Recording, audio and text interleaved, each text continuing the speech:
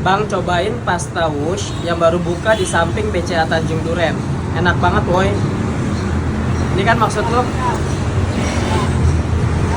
Guys, percaya sama gue, pasta di sini tuh bener-bener creamy, bumbunya meresep dan cocok banget di lidah orang Indonesia. Tuh lo lihat sendiri, toppingnya ini bener-bener berlimpah banget, woi. Selain itu, pilihan pasta di sini juga ada banyak banget dan gak yang gitu-gitu doang. Mulai dari western, bahkan bumbu Indonesia juga ada loh. Gue coba beberapa menu bestseller mereka. Pertama gue cobain pasta meatball dan pasta mushroomnya nih. Tuh lo lihat sendiri, pastanya super medok, creamy, dan bumbunya benar-benar meresep banget. Yang versi Indonesianya gue cobain tuna rica-rica dan yang sambal matah popcorn chickennya nih. Gila, ini tuh enak banget loh menurut gue. Apalagi disantap pas masih panas begini. Ternyata pakai bumbu Indonesia gini tuh enak banget, woi. Untuk minumnya gue pesen yang segar-segar aja. Nah, di sini kalian bisa pesen di ojol atau self pickup ya. Terus mereka juga sediain tempat dine-in yang gak gitu gede. Nah, ini nama tempatnya Pasta Wush yang ada di samping BCA Tanjung Duren.